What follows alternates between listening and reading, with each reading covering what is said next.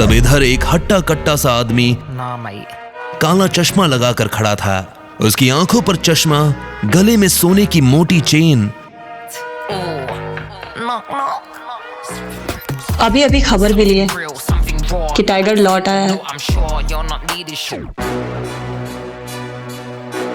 आप पे हैं तो अभी नहीं, अभी तो आया है। थोड़ा उछलने कूदने दो, पर हाँ, इस बार पिंजरे में डालने की गलती मत करना।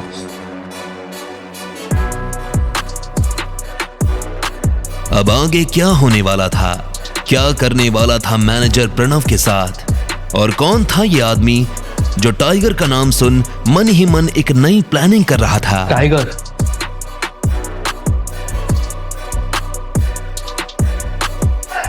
मैनेजर को जब पता चला कि प्रणव ने अभिनव के साथ क्या किया था तो उसका दिमाग गर्म हो गया। बैंक में भले ही उसका दिमाग कंप्यूटर चलाता हो, लेकिन उसका दिल आज भी गोलियां चलाता था। उसकी ये हिम्मत, अभी खबर लेता हूं। उसने गोली की रफ्तार से प्रणव को अपने कैबिन में हाजिर होने के लिए कहा। प्रणव अंदर आओ। इतने में प्रणव वहां आया। क्या किया तुमने? ये साहब जो चेक लेके आए थे, किससे पूछ के फाड़ा? सर, ये आदमी डिलीवरी वाला है, बैंक में फर्जी चेक लेके आया था। इसे क्या लगता है? हम लोग ने यहाँ लॉटरी सिस्टम चालू रखा है और मैंने इसके चेक की इंफॉर्मेशन कंप्यूटर में चेक की थी, कोई डेटा रिलेवेंट हुआ ही नहीं। सच बोल रहे हो? हाँ सर। ये डिलीवरी बॉय जिसका चेक लेके आए थे, जानते हो किसका है? अकरम सर का। क्या सर? हाँ, और इनके साथ जो तुमने किया वो तो ठीक है, लेकिन अकरम सर को मालूम पड़ेगा कि तुमने उनके चेक का क्या हाल किया है, तो वो तुम्हारा क्या हाल करेंगे, जानते हो ना? चेक कहाँ है? सर, ये रहा चेक। तुम्हारी हिम्मत कैसे हुई? अब एक काम करो, टेप से इस चेक के टुकड़े को, एक एक टुकड़े को अच्छे से जोड़ो। क्या सर?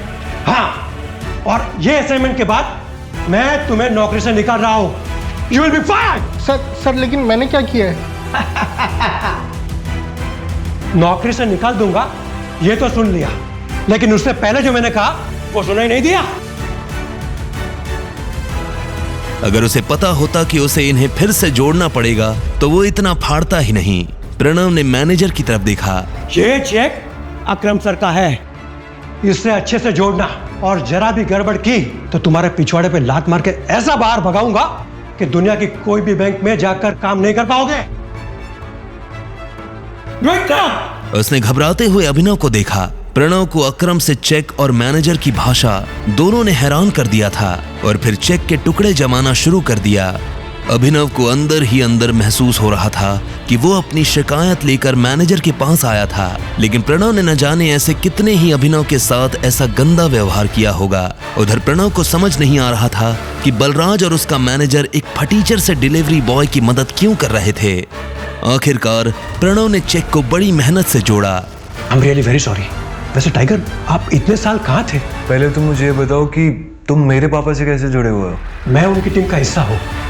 सुनो, टाइगर वापस तो आ गया, लेकिन मोंटी के आने तक किसी को भनक भी नहीं लगनी चाहिए, वरना गेम हो जाएगा।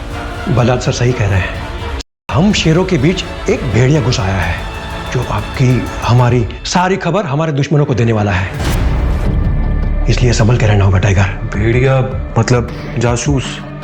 हाँ, इसके बारे में मोंटी तुम्हें डिटेल में बताएगा। तब तक तुम गुफा से बाहर आना नहीं, और आओ तो अंधेरे में। इस बीच हमें तुम्हारे पापा यानी हमारे संजय के कातिल के बारे में हमें पता लगा, और साथ ही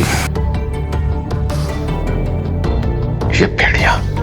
अभिनव के मन में इन दोनों चीजों से जुड़ा बस एक ही नाम आया, मोंटी। जिस तरह से राणा ने संजय को धोखा दिया था, अभिनव को पूरा भरोसा था कि मोंटी भी अपने बाप के नक्शे कदम पर ही चलेगा। उसे इन लोगों पर तरस आ रहा था जो राणा को अपना सगा मानते थे। इस ग्रुप में और कौन कौन लोग हैं जिससे मिलना भी बाकी है? मुझसे और अकरम से तो तुम मिल चुके हो। डीके तुम्हारे सामने खड़ा, इक्का, पार्कर, अलाइन, ये 3 बाकी हैं। अलायना मतलब हमारे ग्रुप में कोई लड़की भी है? हाँ, इससे पहले उसकी माँ इस पोजीशन पर थी। 1 साल पहले उसकी डेथ हुई तो अलाइना उसकी जगह पर है। वो लड़की नहीं है, वो आग है, चलता फिरता अंगारा है, आंधी है। मैंने अपनी जिंदगी में अलाइना जैसी लड़की कहीं नहीं देखी। शक्ल, अक्ल और तेवर तीनों है उसमें। मैं कुछ समझा नहीं। जिद्दी है। उसकी जिद के आगे मुझे अपनी जिद भी कम लगती है। कहने को तो हमारे ग्रुप में बस वो एक लड़की है, लेकिन उसे पढ़ पाना हम में से किसी मर्द के बस की बात नहीं है। ये सुनते ही अभिनव समझ गया था कि बलराज का इशारा किस तरफ है।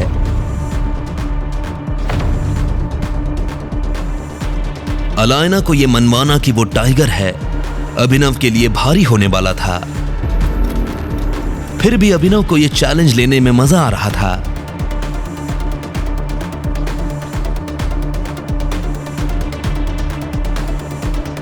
अभिनव के मन में भी अब अलायना से मिलने की इच्छा बढ़ने लगी। इतने में मैनेजर यानी डीके ने कहा, बहुत जल्द आप उसे मिलोगे, लेकिन वो लड़की आपसे मिलेगी पता नहीं। मुझे नहीं लगता कि टाइगर के लिए उसे मनाना मुश्किल होगा। जैसा मैंने सोचा था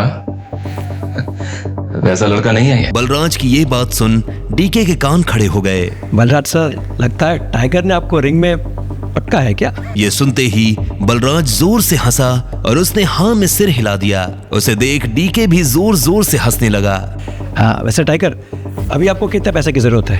मैं दे देता हूँ, बाद में अकरम सर के ऑफिस से मैं चेक रीइशू करवा लूंगा। फिलहाल तो मुझे 1 करोड़ रुपए चाहिए और बाकी के 49 करोड़ मेरे नए अकाउंट में डलवा देना। ठीक है, मैं करवा देता। ये सुन डीके उसके लिए पैसे लेने चला गया। बलराज, ये अलायना जो भी लड़की है, इसके बारे में और क्या जानते हो तुम? ऐसे तो सब कुछ जानता हूं मैं, पर वैसे कुछ भी नहीं। नहीं, मेरा मतलब बलराज, तुम्हें पता है मेरा क्या मतलब है? हाँ, मैं जानता हूं तुम्हारा मतलब। बस उसे अपनी तरफ से चिढ़ने का या गुस्सा होने का मौका मत देना, और ना ही उसके पीछे कुत्ते की तरह जी बिलाना। और जोक तो बिल्कुल भी मत मारना। जोक मारने वालों को जान से मार देती है वो। वैसे तुम्हें अब एक गाड़ी की जरूरत है टाइगर। मैं अपने मैनेजर को बोल रहा हूं, तुम यहां से सीधा ग्लोब मोटर जाओ, वहां एक गाड़ी तुम्हारा इंतजार कर रही है। ऐसे मैं अभी भर रहा हूं, बाकी जब तुम गद्दी संभालोगे तो उसका डबल दे देना मुझे। Okay, thank you.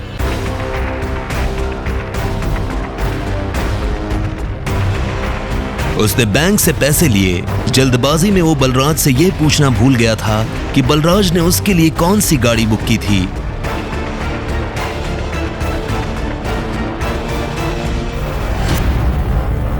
जैसे ही वो अंदर गया तो उसने देखा कि शोरूम का मैनेजर दरवाजे पर खड़ा होकर किसी का इंतजार कर रहा था। मिस्टर अभिनव ग्रेवाल? मैं ही हूँ अभिनव गढ़वाल।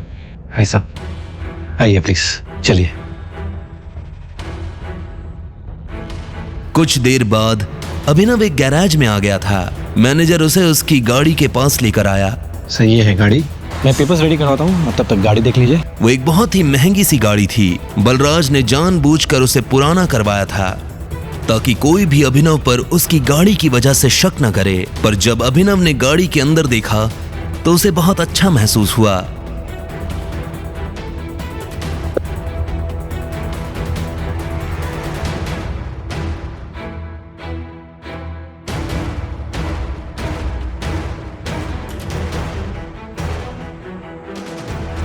हेलो, ये सब क्या हो रहा है अभिनव? तुम गाड़ी ले रहे हो? तुम कौन हो और तुम क्या चाहती हो?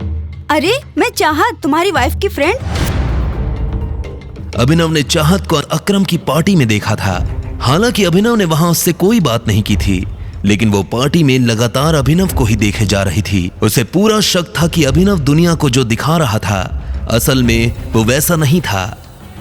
और ये सवाल मुझे तो तुमसे करना चाहिए, तुम यहाँ गाड़ी खरीदने कैसे आ सकते हो? अनन्या ने मुझे तो बताया कि तुम गरीब हो। हाँ, मैं गरीबी हूँ, बस वो अपने बॉस के लिए ले रहा था। चाहत ने उसे कुछ पल के लिए देखा और बोली, पक्का झूठ तो नहीं बोल रहे हो? तुमसे झूठ क्यों बोलूंगा?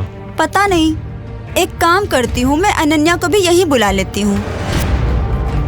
दूर से ही सही, जब तुम्हें वो गाड़ी में देखेगी तो खुश हो जाएगी। नहीं नहीं, उसे यहाँ बुलाने की क्या जरूरत है? उसे क्यों परेशान करना? तुम बताओ, मैं तुम्हारे लिए कुछ कर सकता हूँ क्या? तुम मुझे ट्रीट दे सकते हो। क्या तुम मुझे ट्रीट पे नहीं लेके चलोगे? देखो, मैं तुम्हारी बीवी की दोस्त हूँ और मुझे नहीं लगता कि तुम्हें मुझे मना करना चाहिए। इससे पहले कि अभिनव उसकी बात का कोई जवाब दे पाता, चाहत ने गाड़ी का दरवाजा खोला और वो पैसेंजर सीट पर जाकर बैठ गई। ठीक इसी वक्त मैनेजर डॉक्यूमेंट्स लेकर आया और उसने डॉक्यूमेंट्स अभिनव को दे दिए। अभिनव भी ड्राइविंग सीट पर बैठ गया। उसे पता था कि चाहत खुद एक रईस परिवार से आती थी, ऐसे में वो उसे अकरम के एक होटल में ले जाने वाला था। चाहत पूरे रास्ते रह रहकर अभिनव को देख रही थी। अभिनव को समझ नहीं आ रहा था कि वो उससे चाहती क्या है। अभिनव की गाड़ी अकरम के होटल के नीचे पार्क हुई। बिजनेस में अकरम किसी की नहीं सुनता, समझे? ठीक है, मैं बाद में कॉल करता हूं। टाइगर? अभिनव का फोन बज उठा। उसने देखा अकरम का फोन था। अकरम। हेलो टाइगर, क्या हुआ? मैंने तुम्हारी गाड़ी अपने ऑफिस के नीचे आते हुए देखी। सब ठीक तो है? All okay? हाँ, वो एक्चुअली मैं होटल में किसी के साथ लंच के लिए आया था। हाँ, वो मैंने देखा। तुम एक काम करो, सबसे पहले तुम ऊपर मेरे ऑफिस में आओ। मैं तुम्हें अपना वीआईपी कार्ड देता हूं। तुम दोनों को वीआईपी ट्रीटमेंट मिलेगा। क्या हुआ, चले? तुम यहीं रुको, मुझे एक इम्पोर्टेंट काम है, मैं वो निपटा कर आता हूँ। चाहत उसे जाते हुए देख रही थी। वो अच्छी तरह से जानती थी कि यह अकरम का ऑफिस है, लेकिन अभिनव वहां क्या करने जा रहा था और अकरम ने उसे किस कारण ऊपर बुलाया था। चाहत को अभिनव पर शक हो रहा था। अब आगे क्या होने वाला था? क्या चाहत को अभिनव की असली पहचान के बारे में पता चल जाएगा और क्या थे चाहत के इरादे? आगे की कहानी जानने के लिए देखें अगला एपिसोड सिर्फ पॉकेट एफएम के यूट्यूब चैनल पर, और द रिटर्न ऑफ टाइगर के सारे एपिसोड्स को सुनने के लिए डिस्क्रिप्शन में दी लिंक से डाउनलोड करें पॉकेट एफएम ऐप।